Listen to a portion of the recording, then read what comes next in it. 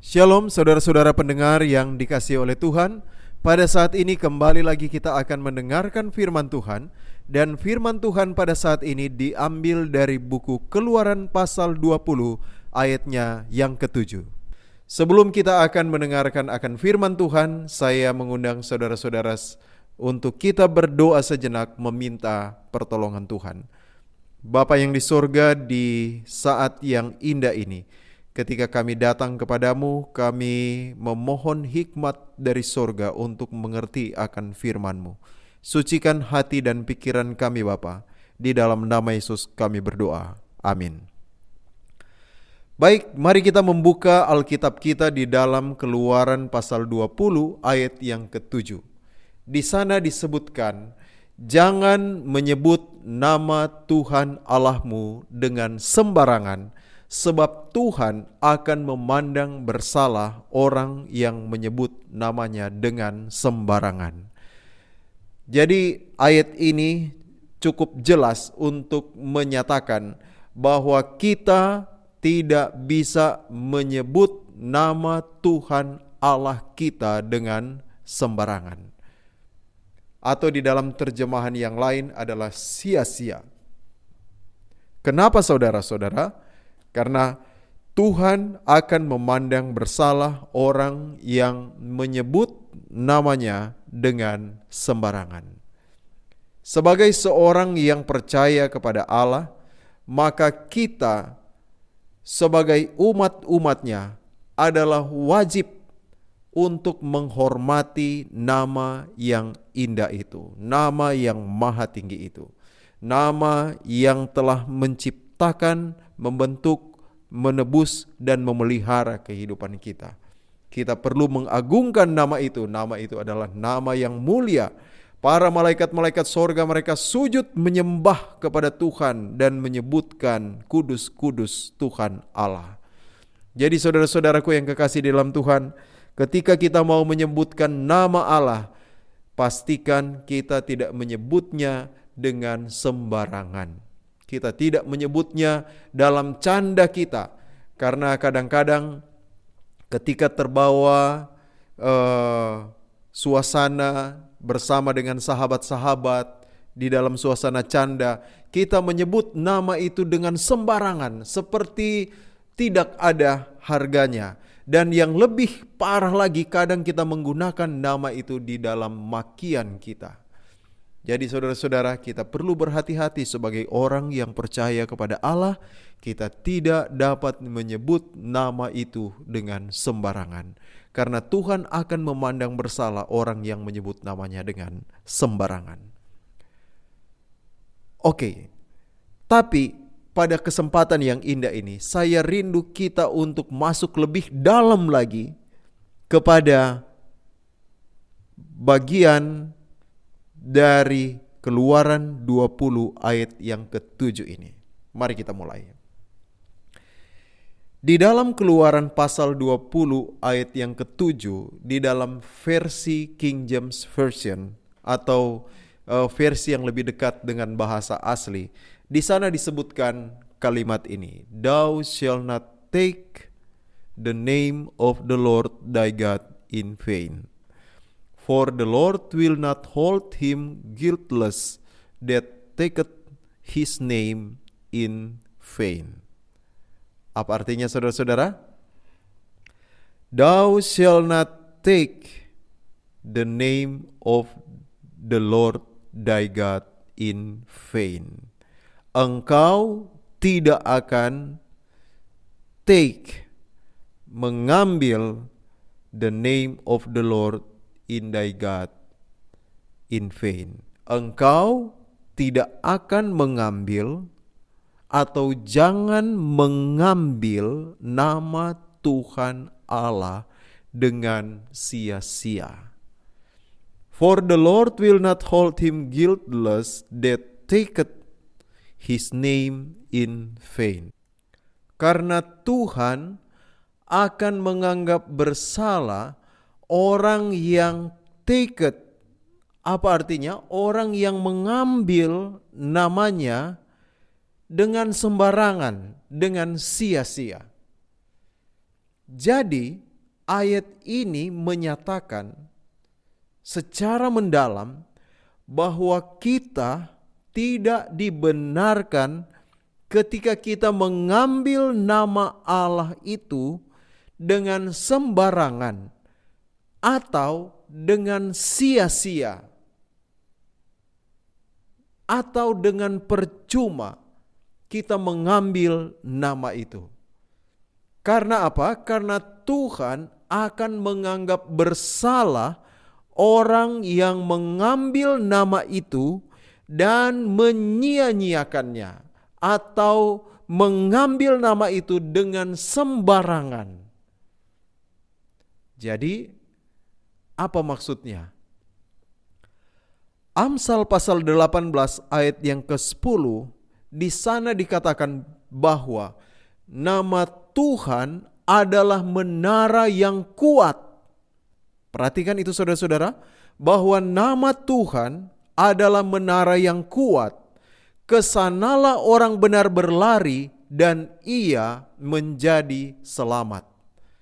Jadi, nama Tuhan itu adalah sebuah kekuatan, adalah sebuah benteng perlindungan.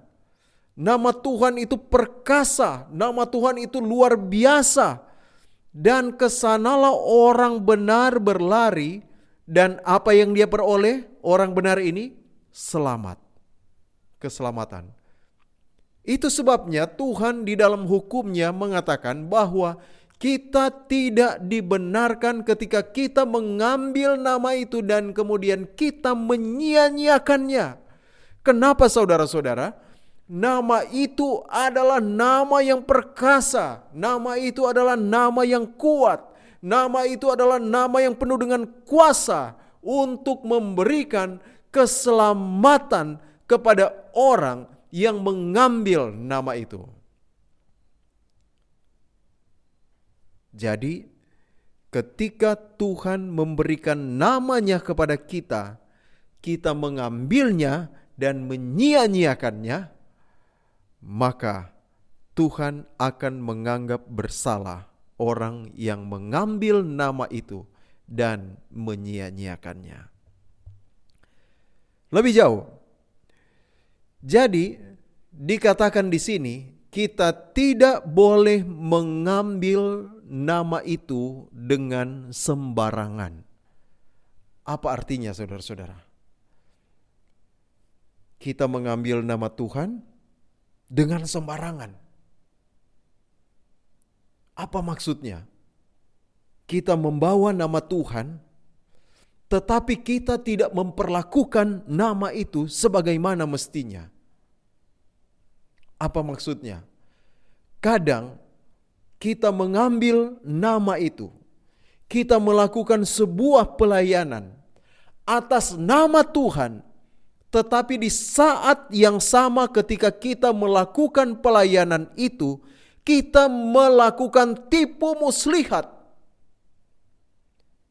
Dan ketika tipu muslihat itu akan ketahuan, kita membungkus tipu itu dengan nama Tuhan. Dan ketika orang melihatnya, mereka akan menghilangkan kecurigaan mereka kepada kita, karena kita telah membungkus tipu muslihat itu dengan nama Tuhan. Apakah hal ini pernah Anda dengar sebelumnya? Bahwa seringkali kita menggunakan pelayanan kita atas nama Tuhan, dan kemudian kita mencari keuntungan untuk diri kita sendiri. Kita mencari kepujian untuk diri kita sendiri, dan kita menggunakan nama Tuhan untuk menutupin motivasi kita. Inilah yang disebutkan dengan mengambil nama Allah itu dengan sembarangan. Kita mengambil nama itu dan kita menggunakan untuk memanjakan dosa kita. Kenapa saudara-saudara? Karena kadang perbuatan dosa itu paling enak, paling gampang ditutupi dengan pelayanan atas nama Tuhan. Dan Tuhan benar-benar menjadi murka dengan orang yang atas namanya melakukan perbuatan-perbuatan baik atas nama Tuhan, tapi yang sebenarnya perbuatan itu digunakan untuk menutupi kesalahan yang sedang dia perbuat.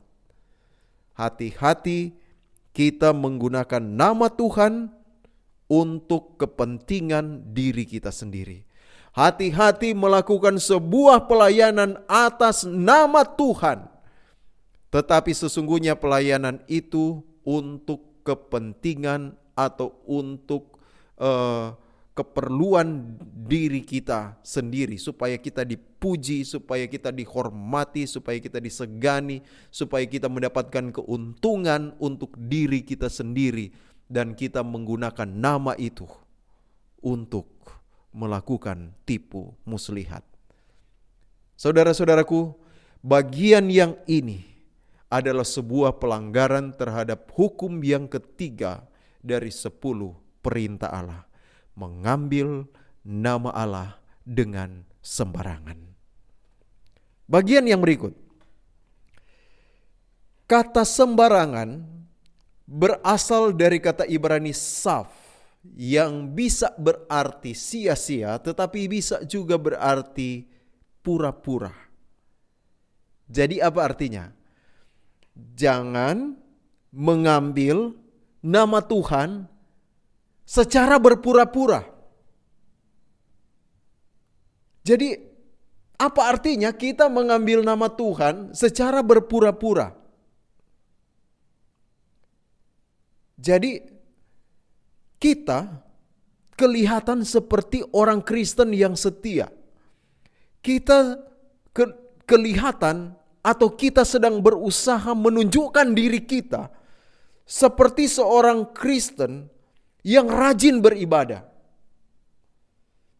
Tetapi sebenarnya kita sedang mengingkari kekuatan dari ibadah itu karena kita tidak sungguh-sungguh untuk datang kepada Tuhan ketika kita datang beribadah. Jadi sebenarnya kita datang kepada Tuhan itu cuma supaya kita kelihatan rohani di hadapan sahabat-sahabat. Atau supaya keluarga saya tidak diceritain orang lah, jarang beribadah dan lain sebagainya. Jadi kita datang mendekat kepada Tuhan, mengambil namanya, bukan karena kita meyakini kekuatan dari nama itu, kuasa dari nama itu. Tetapi karena kita kelihatan orang mau datang dekat dengan Tuhan, tetapi motivasi kita adalah supaya kita dihormati, supaya kita kelihatan orang yang beragama. Maka kita melakukan hal-hal rohani seperti yang mungkin kita biasa lakukan. Jadi apa artinya saudara-saudara? Mengambil nama Tuhan dengan berpura-pura adalah sebuah pelanggaran kepada hukum yang ketiga. Tuhan, Dia memberikan kuasanya untuk kita, nama itu. Tapi ketika kita datang hanya untuk kelihatan suci di gereja, pura-pura mengambil Tuhan di dalam kehidupan kita, tetapi sesungguhnya kita tidak mengandalkan Tuhan. Jadi kita berpura-pura mengambil Tuhan di dalam kehidupan kita, tetapi faktanya di dalam kehidupan kita, kita tidak mengandalkan Tuhan ketika kita jatuh di dalam masalah. Inilah artinya kita mengambil nama Tuhan Allah itu secara berpura-pura. Dan Tuhan katanya, Dia memandang bersalah orang yang mengambil namanya secara pura-pura. Take His name in vain. Artinya mengambil namanya secara pura-pura. Apakah kita menjadi seorang Kristen, seorang pengikut Kristus, seorang yang mengambil nama Kristus di dalam diri kita, tetapi kita tidak mengandalkan Tuhan di dalam kehidupan kita? Maka kita menjadi seorang Kristen yang berpura-pura kepada Tuhan, berpura-pura setia kepada Tuhan, berpura-pura menjadi seorang pengikut Kristus, tetapi kita mengingkari kekuatan dari kekristenan itu sendiri. Kita tidak percaya terhadap kuasa Tuhan, bahwa Dia dapat menolong kita ketika kita berada di dalam kesulitan. Menjadi orang Kristen yang berpura-pura adalah sebuah pelanggaran terhadap hukum yang ketiga. Jangan menyebut nama Tuhan Allahmu dengan sembarangan. Atau jangan mengambil nama Tuhan Allahmu dengan berpura-pura. Kemudian terjemahan yang lain dari kata vain adalah sia-sia. Jadi dari bahasa Inggris vain atau dari bahasa Ibrani sav, itu berarti percuma atau sia-sia. Jadi Tuhan menganggap bersalah orang yang mengambil namanya, kemudian dia menyia-nyiakan nama itu. Dia sudah ambil, Tuhan sudah memberikan namanya. Ingat, ketika seseorang memberikan hidupnya kepada Tuhan, maka dia akan dibaptis. Dan ketika dia dibaptis di dalam nama Bapa, Anak, dan Roh Kudus. Apa artinya? Ketika seorang mau mengikuti Tuhan, maka Tuhan harus memberikan namanya kepada orang tersebut. Apa artinya, saudara-saudara? Ketika kita memberikan hidup kita kepada Tuhan, maka setan murka, setan marah. Dan setan, si naga besar itu, si ular tua yang disebut iblis atau setan, dengan berbagai kecerdikannya dan kuasanya dia mau untuk menghancurkan kita.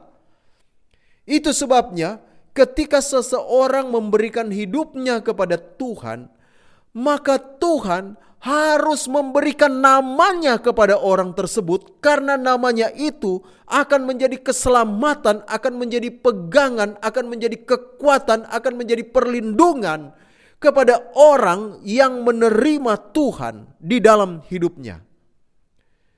Tetapi apa yang terjadi ketika kita menerima Tuhan, Tuhan memberikan namanya di dalam kehidupan kita, kita diikrarkan di dalam sebuah baptisan dalam nama Bapa, Anak, dan Roh Kudus. Dan kita dikaruniakan nama itu ketika kita mengikuti Tuhan. Tetapi ketika masalah datang di dalam kehidupan kita, kita tidak mengambil nama itu untuk dapat menolong kita. Kita hanya mau untuk mengandalkan manusia. Bahkan kita mengikuti keinginan hati kita, emosi kita, dan cara-cara yang tidak berkenan di hadapan Tuhan. Kita mengikuti itu semua, dan Tuhan dikecilkan dengan cara kita menyia-nyiakan nama yang penuh dengan kuasa itu. Saudaraku yang kekasih di dalam Tuhan, Tuhan menganggap bersalah orang yang mengambil nama itu dan kemudian menyia-nyiakannya. Apakah ada contoh di dalam Alkitab seseorang yang mengambil nama itu, kemudian dia menggunakan nama itu, dan nama itu menjadi keselamatan di dalam kehidupannya? Mari kita lihat kepada contoh daripada Raja Daud. Apakah saudara masih ingat ketika bangsa Israel ditantang oleh salah satu tentara Filistin yang sangat kuat, seorang raksasa dari Filistin yang bernama Goliat? Dia katakan, coba utus siapa yang bisa datang mengalahkan saya, dan kami akan menjadi hambamu. Dan ketika orang Israel mendengar derap langkah dari Goliat, mereka semua lari kocar-kacir ketakutan ketika mereka menyaksikan raksasa Filistin itu. Dan selama 40 hari dia menista akan orang Israel. Dia menista akan nama Allah Israel. Dan tidak ada seorang pun yang berani untuk menghadapi dia.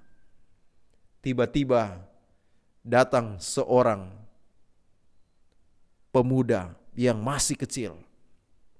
Dan memang tubuhnya tubuh yang kecil yang bernama Daud. Dia datang dan bertanya, siapakah orang itu yang berani menista Allah kita dan berani menghina barisan tentara Tuhan? Dan mereka menceritakan betapa perkasanya orang itu. Betapa mustahilnya untuk mengalahkan orang tersebut. Betapa susahnya untuk mengalahkan si Goliat yang jahat dari Filistin itu. Mereka menceritakan kepada dia.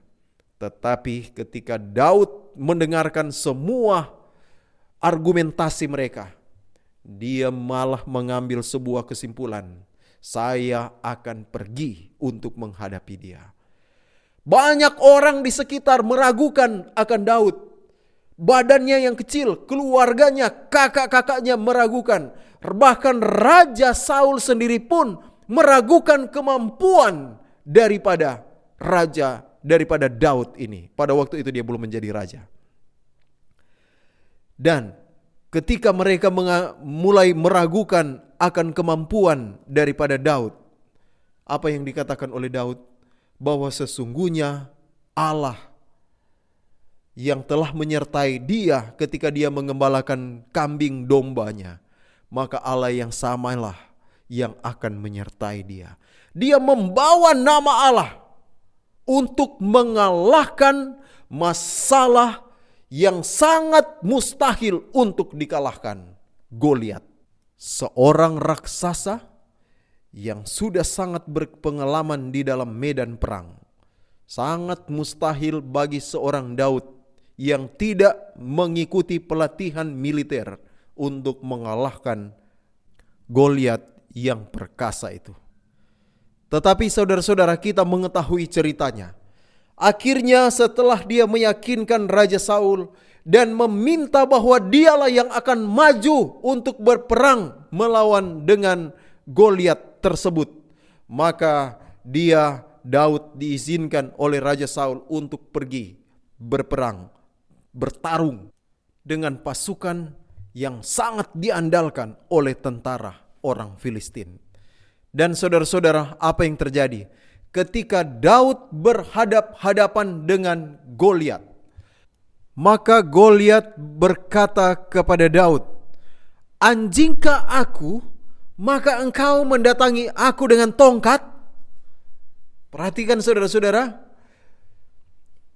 memang dari sisi Goliat ini benar-benar sebuah penghinaan buat dia, karena dia yang raksasa sangat besar, sangat kuat, mau didatangi dengan seorang yang kecil, sangat kecil, dan hanya datang dengan tongkat. Dan dia menganggap ini sebuah penghinaan. Benar-benar ini bukan sebuah pertarungan yang dia harapkan sebenarnya. Karena dia pikir ini terlalu lemah untuk dia sebagai seorang yang sangat perkasa. Kemudian dia mulai mengutuki Daud demi Allahnya. Dan kemudian dia berkata dengan sangat percaya diri kepada Daud. Dia katakan, "Hadapilah aku, maka aku akan memberikan dagingmu kepada burung-burung di udara dan kepada binatang-binatang di padang." Dengan begitu percaya diri dan meyakinkan, Goliat langsung berkata kepada Daud yang kecil itu dengan tongkat di tangannya. Dia katakan, "Ayo, hadapi sekarang. Dan kalau kamu menghadapi aku, itu sama dengan engkau mengizinkan saya memberikan dagingmu kepada burung-burung di udara dan kepada binatang-binatang di padang." Begitu yakin Goliat terhadap dirinya bahwa dia dapat memenangkan pertarungan itu. Tetapi apa yang dikatakan oleh Daud, perhatikan baik-baik saudara-saudara, apa yang dikatakan oleh Daud. Apa yang dia katakan? "Engkau mendatangi aku dengan pedang dan tombak dan lembing, tetapi aku mendatangi engkau dengan nama Tuhan semesta alam, Allah segala barisan Israel yang kau tantang itu. Hari ini juga Tuhan akan menyerahkan engkau ke dalam tanganku, dan aku akan mengalahkan engkau dan memenggal kepalamu dari tubuhmu. Maka hari ini juga aku akan memberikan mayatmu dan mayat tentara orang Filistin kepada burung-burung di udara dan kepada binatang-binatang liar, supaya seluruh bumi tahu bahwa Israel mempunyai Allah. Perhatikan saudara-saudara apa yang dikatakan oleh Raja Daud. Dia katakan, aku mendatangi engkau dengan nama Tuhan semesta alam. Goliat hanya melihat tongkat yang dibawa oleh Daud. Tetapi Daud memberikan sebuah konfirmasi bahwa apa yang dia bawa adalah nama Tuhan Allah semesta alam. Saudaraku yang kekasih di dalam Tuhan, inilah pegangan sesungguhnya yang dibawa oleh Daud ketika dia pergi berperang melawan Goliat. Dan kita tahu di dalam cerita ini, Daud dia mengalahkan Goliat, dan kemudian dia memenggal kepala Goliat. Dan pada hari itu juga ada banyak tentara dari pasukan Filistin yang mati di medan pertempuran. Karena apa? Karena Daud membawa nama Tuhan. Saudara lihat, ini adalah orang yang mengambil nama Tuhan dan dia tidak menyia-nyiakannya. Kenapa saudara-saudara? Karena ketika kita mengambil nama itu dan kita menyia-nyiakannya, maka Tuhan menganggap bersalah. Lebih daripada itu saudara-saudara, ketika kita mengambil nama Allah dan kita menyia-nyiakannya, ini adalah sebuah penghinaan kepada Tuhan. Kenapa saya katakan sebuah penghinaan? Karena nama itu sangat berkuasa. Nama itu menara yang kuat. Nama itu bahkan bagi Daud sendiri sebuah kekuatan untuk menghancurkan musuh yang tidak mungkin dikalahkan oleh orang Israel dalam hitung-hitungan bangsa Israel pada waktu itu. Sukar untuk dikalahkan. Tetapi nama itu nama yang sangat berkuasa. Dan dengan nama itu Daud menghancurkan kekuatan dari orang Filistin. Dan ketika nama itu diberikan kepada kita, kita menganggap itu sebagai sesuatu yang biasa saja. Dan ketika, apa artinya kita menganggap nama itu sebagai sesuatu yang biasa saja? Artinya begini saudara-saudara. Ketika kita diperhadapkan dengan masalah, Tuhan datang dalam kehidupan kita dan menuntun kita untuk mengikuti sesuai dengan firman-Nya. Dan ketika kita melihat kepada firman Tuhan, kita mulai meragukan, saya tidak terlalu percaya dengan apa yang Tuhan katakan ini. Saya tidak terlalu percaya bahwa mengikuti Tuhan akan menyelesaikan masalah keuangan saya. Saya tidak percaya bahwa mengikuti Tuhan akan menyelesaikan masalah keluarga saya. Saya tidak percaya bahwa dengan mengikuti apa yang Tuhan anjurkan, maka itu akan menyelesaikan masalah pendidikan saya. Dan kemudian kita mulai memilih jalan kita sendiri yang bertentangan dengan firman Tuhan. Kita mengabaikan nama Tuhan itu. Kita membiarkan kita berjalan di dalam rencana kita sendiri. Dan nama Allah, yaitu firman-Nya, kita tinggalkan. Dan kita berjalan di dalam rencana kita. Saudaraku, ketika kita melakukannya, maka di saat yang sama kita mendapat dua kerugian. Yang pertama, kita tidak akan melihat mujizat Tuhan sebagaimana yang dialami oleh Raja Daud. Dan yang kedua, kita dianggap bersalah oleh Tuhan karena telah menyia-nyiakan Tuhan, menyia-nyiakan namanya yang telah diberikan kepada kita sebagai perlindungan, sebagai kekuatan, sebagai pertahanan untuk menghadapi setiap problema seperti yang dihadapi oleh Raja Daud. Saudara-saudara, itulah sebabnya Tuhan, Dia mengatakan kepada kita untuk jangan khawatir. Kenapa? Karena ketika kita khawatir, maka kita sedang menghina Allah kita. Dia mengatakan untuk jangan takut. Bukankah ada nama Allah bersama dengan kita? Tetapi kita masih takut mengikuti Tuhan. Kita masih takut untuk berjalan di dalam firman-Nya. Kita masih takut dengan hari esok. Bukankah ada Tuhan yang akan bersama dengan kita asalkan kita berjalan bersama dengan firman-Nya? Sama seperti dengan Raja Daud, tidak ada yang dia takut. Meskipun lembah bayang-bayang maut, lembah kegelapan, aku tidak takut. Kenapa? Karena Tuhan namanya berserta dengan aku. Saudaraku yang kekasih di dalam Tuhan, berjalan mengikuti perintah Tuhan, kita tidak perlu takut. Karena di saat yang sama, nama Allah itu sedang bersama dengan kita. Dan itu adalah pegangan kepada orang benar, orang yang sedang mengikuti perintah Tuhan. Untuk mendapatkan kemenangan, untuk mendapatkan kekuatan, untuk mendapatkan apa yang dia cita-citakan di dalam Tuhan. Saudaraku yang kekasih di dalam Tuhan, ada seorang penulis lagu yang bernama Lydia Baxter. Dia menuliskan satu syair yang sangat indah, dan itu menjadi sebuah syair yang populer pada zamannya dan digunakan di dalam banyak gereja Kristen menjadi sebuah nyanyian. Nama dari syair itu atau judul dari syair itu adalah Take the Name of Jesus with You. Take the name of Jesus with you. Apa artinya take the name of Jesus with you? Jadi ambil nama Allah di dalam dirimu. Saya akan bacakan beberapa syairnya. Mari kita perhatikan. Bait yang pertama, dia katakan begini. Take the name of Jesus with you, child of sorrow and of woe. It will joy and comfort give you. Take it then wherever you go. Ya, mungkin Anda pernah dengar lagunya. Take the name of Jesus with you, child of sorrow and of woe. It will joy and comfort give you.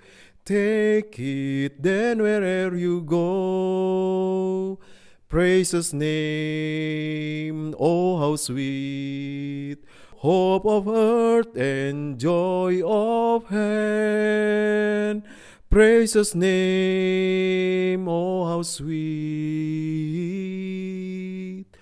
hope of earth and joy of heaven. Jadi apa arti dari syair lagu ini? Dia katakan begini, take the name of Jesus with you. Ambil nama Yesus bersama dengan engkau. Hai anak-anak yang menderita dan sengsara, yang berada di dalam celaka, situasi yang celaka atau sedang sial. Hai anak-anak yang menderita dan sedang sengsara, ambil itu nama itu bersama dengan engkau. Maka nama itu akan memberikan kepadamu sukacita dan sebuah perlindungan, sebuah penghiburan, sebuah kenyamanan terhadap engkau. Dan nama itu akan menyertai engkau kemanapun engkau pergi. Apakah saudara pernah menyadari makna dari lagu ini sebelumnya?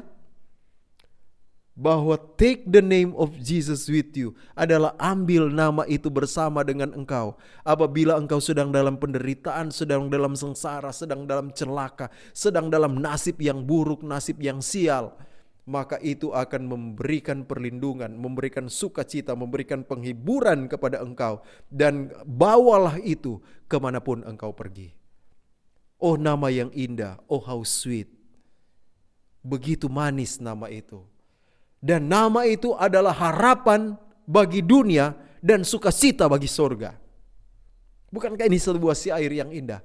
Nama ini menjadi sebuah pengharapan bagi dunia dan sukacita bagi sorga. Bait yang kedua dia tulis begini. Take the name of Jesus ever as protection everywhere. Jadi ambil nama itu atau nama Yesus selama hidupmu. Ambil itu. Dan itu akan menjadi perlindungan bagimu dimanapun engkau berada. If temptation round you gather, jadi jika ada banyak pencobaan di sekitarmu atau mengelilingi engkau, breathe the holy name in prayer. Jadi bernafaskanlah nama yang kudus itu di dalam doamu.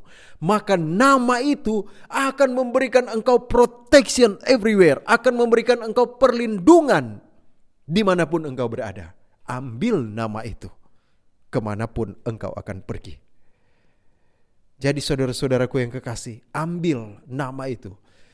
At the name of Jesus bowing. Jadi bait yang ketiga.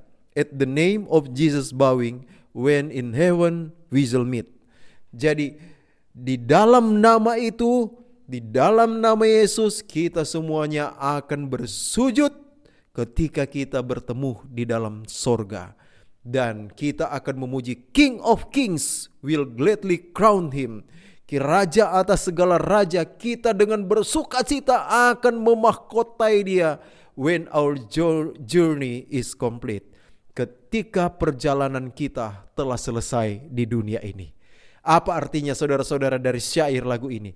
Untuk menyelesaikan perjalanan kita sampai pada akhirnya, maka nama itulah yang akan menjadi perlindungan, yang akan menjadi kekuatan, yang akan menjadi penolong, yang akan menjadi penghibur di dalam perjalanan kita menuju tanah Kanaan sorgawi. Saudaraku yang kekasih di dalam Tuhan, apakah kita rindu untuk mengambil nama itu? Tetapi lebih daripada itu, apakah kita mau untuk mengambil nama itu tapi tidak dalam kepura-puraan? Karena kadang kita mengambil nama itu sebagaimana yang saya sudah katakan tadi. Kita hanya mengambil itu hanya untuk kepura-puraan supaya kita terlihat baik, supaya kita terlihat Kristen. Tetapi kita tidak meyakini kekuatan dari nama itu. Apa artinya kita tidak meyakini kekuatan dari nama itu? Ketika kita menghadapi masalah, maka kita memilih jalan yang tidak sesuai dengan kehendak Tuhan daripada memilih jalan yang sesuai dengan rencana Tuhan. Mari kita lihat pada saat ini, apakah ada hubungan antara nama itu dengan kondisi kita atau umat Tuhan, umat manusia yang hidup pada akhir zaman ini. Kita membaca di dalam buku Wahyu, ada dua kekuatan atau ada dua tanda yang akan memisahkan manusia menjadi dua golongan. Tanda yang pertama yang akan menyatakan manusia yang akan menjadi milik daripada setan adalah sebuah tanda yang ditulis di dalam Wahyu pasal 13 ayat yang ke-18, yaitu tanda binatang. Dan kita baca di dalam ayatnya dikatakan yang penting di sini ialah hikmat. Barang siapa yang bijaksana, baiklah ia menghitung bilangan itu.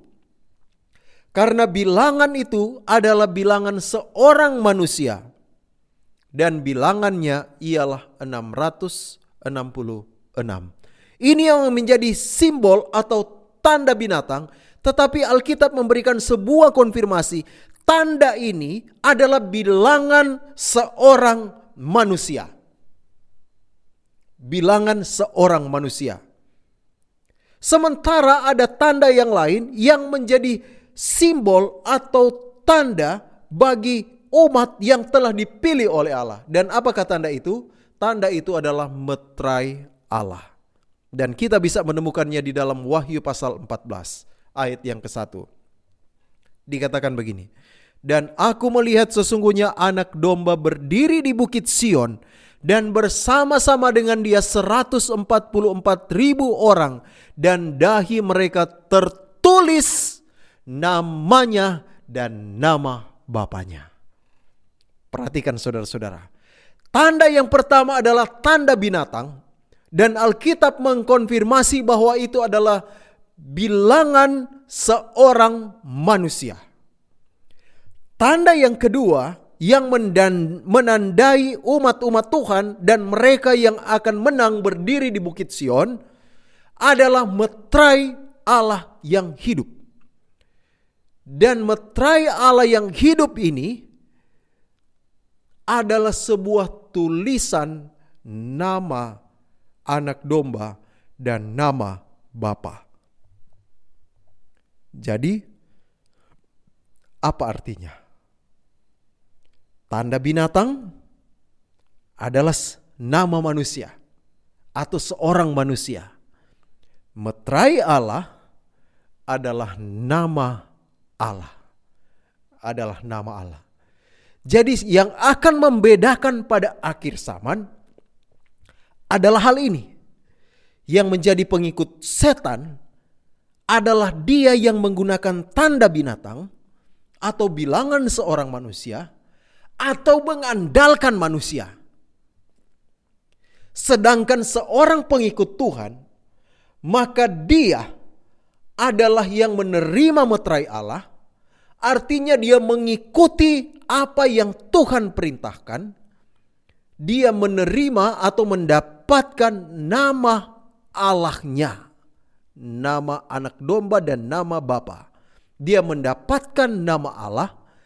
Dengan kata lain, dia akan mengikuti Tuhan kemanapun Tuhan pergi. Atau dia akan mengikuti apa yang Tuhan akan katakan sekalipun itu berat. Dia akan mengikutinya. Jadi yang bukan umat Tuhan, mereka akan mengikuti tanda binatang atau pendapat manusia. Sedangkan yang menerima meterai Allah adalah mereka yang mengikuti Tuhan. Sebelum kita lanjut, saya ingin untuk memperjelas saudara-saudara. Mungkin saudara-saudara pernah mendengar sebuah istilah begini. Ada seseorang, dia anggota dari salah satu organisasi atau salah satu anak, dia mungkin siswa dari salah satu sekolah.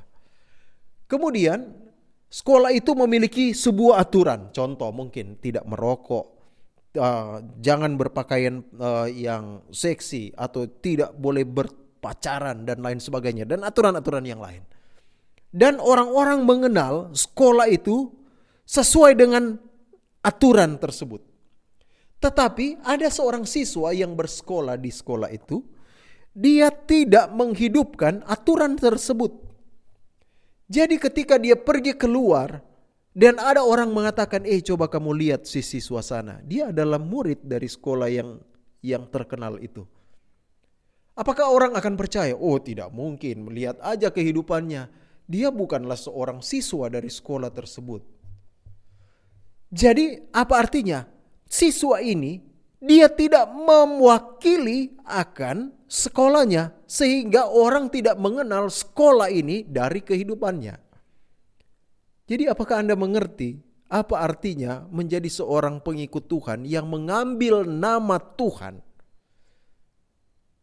Mengambil nama Tuhan artinya mengikuti apa yang Tuhan perintahkan, sesulit apapun itu.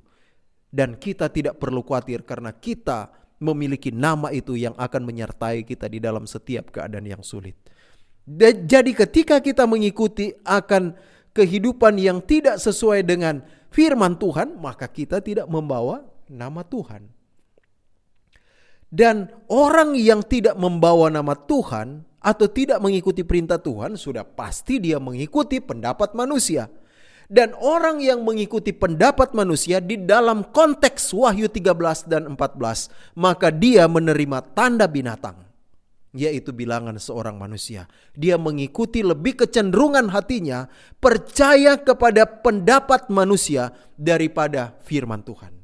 Sementara yang menerima meterai Allah adalah yang memiliki nama Allah di dalam dahinya. Apa artinya? Dia mengikuti Tuhan, dia benar-benar mencerminkan Tuhan di dalam kehidupannya.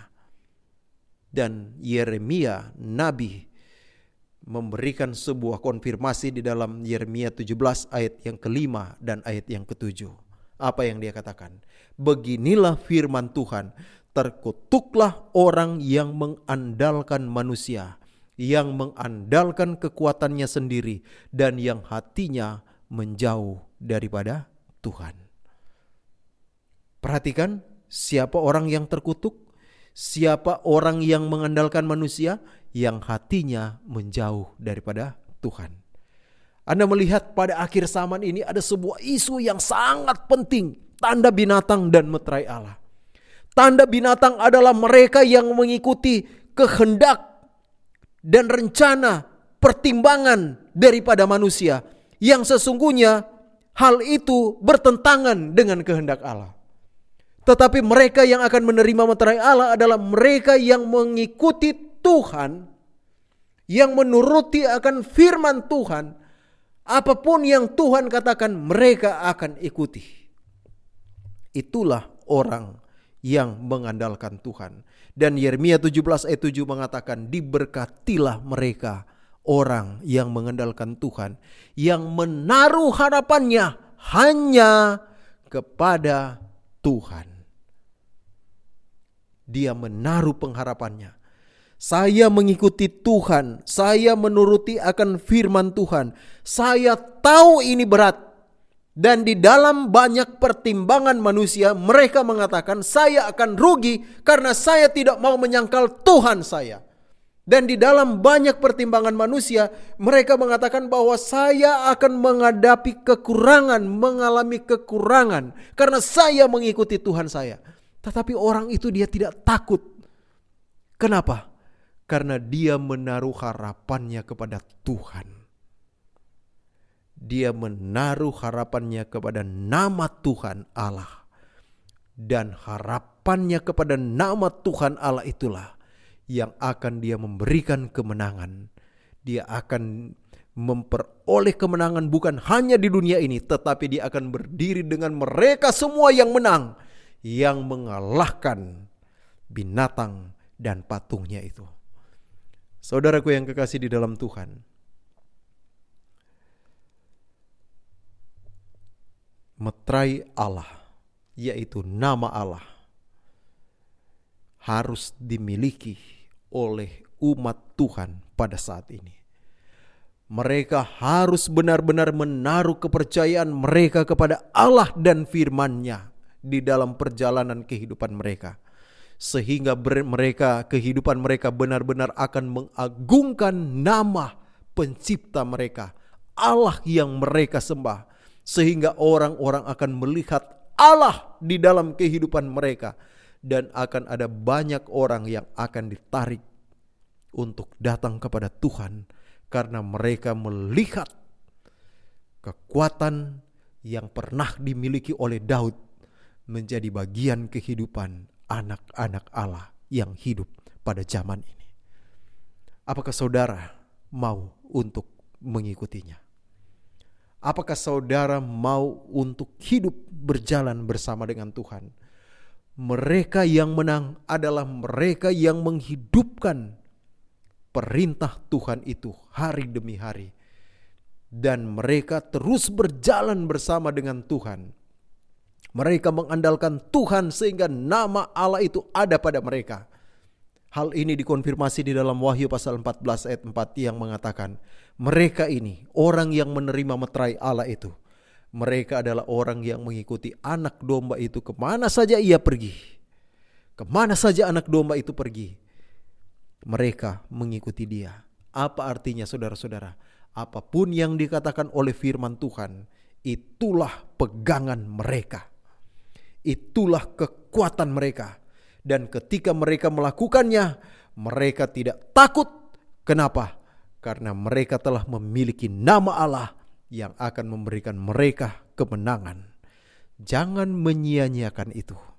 Jangan menggunakan itu dengan sembarangan. dan jangan menggunakan itu secara pura-pura. Karena Tuhan menganggap bersalah orang yang memakai nama itu dengan sembarangan. Orang yang menyia-nyiakan nama itu. Orang yang hanya berpura-pura menggunakan nama itu adalah seorang pelanggar terhadap hukum yang ketiga. Jangan menyebut nama Tuhan Allahmu dengan sembarangan. Atau jangan mengambil nama Tuhan Allahmu dengan sembarangan, dengan berpura-pura, dengan sia-sia. Saudara, saya ingin untuk mengajak kita semua, Anda semua para pendengar, untuk mari kita memperbaharui komitmen kita kepada Tuhan. Pada saat yang indah ini, saya mau untuk mengadakan panggilan bagi Anda sekalian. Putuskan di dalam hidupmu pada saat ini untuk mengandalkan Tuhan. Engkau mungkin takut bahwa ketika engkau mengandalkan Tuhan, mengandalkan namanya yang kudus, engkau merepresentasikan Tuhan di dalam hidupmu, maka engkau akan kelihatan orang yang berbeda daripada yang lain. Dan orang mungkin akan mengucilkan engkau. Tetapi jangan khawatir, itu semua adalah pertimbangan manusia. Pembeda pada akhir zaman ini adalah mereka yang mengandalkan manusia atau mereka yang mengandalkan Tuhan. Mereka yang mengandalkan tanda binatang yaitu bilangan seorang manusia, atau mereka yang menggunakan meterai Allah yaitu nama Allah yaitu firman-Nya. Apakah kita sedang berjalan di dalam barisannya Tuhan atau kita sedang berjalan keluar dari barisan umat-umat Tuhan? Engkau mungkin berpikir bahwa akan ada banyak masalah yang akan saya hadapi kalau saya benar-benar mengikuti akan perintah Tuhan. Tetapi jangan takut. Ada nama Allah yang pernah dipegang oleh Daud ketika dia mengalahkan Goliat. Ada bersamamu nama itu.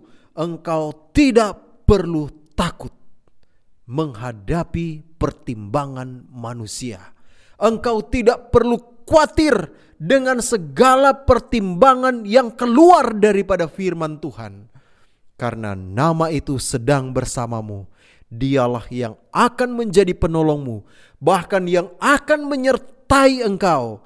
Bahkan dari lagu Take the Name of Jesus with You mengatakan, yang akan menyertai engkau sampai engkau menyelesaikan perjalananmu di dunia ini dan engkau bertemu dengan Kristus yang adalah Raja di atas segala raja dan Tuhan di atas segala Tuhan, yang memiliki nama yang berkuasa yang telah diberikan kepada kita. Kiranya Tuhan akan memberkati kita, dan marilah kita mengandalkan Tuhan di dalam kehidupan kita sampai Dia datang menjemput kita. Mari kita berdoa. Bapa yang bertakhta di dalam kemuliaan sorga, terima kasih pada kesempatan ini kami boleh mempelajari firman-Mu, dan firman-Mu itu memberikan kekuatan kepada kami untuk tetap kuat berdiri sampai Engkau datang, untuk tetap mengandalkan Engkau di dalam kehidupan kami, karena kami yakin Engkau telah memberikan nama-Mu, nama yang berkuasa itu, sebagai pertolongan, sebagai perlindungan di dalam kehidupan kami. Ajar kami untuk mengandalkan Engkau Bapa di dalam kehidupan kami. Inilah doa dan permohonan hamba-Mu. Di dalam nama Yesus kami berdoa. Amin.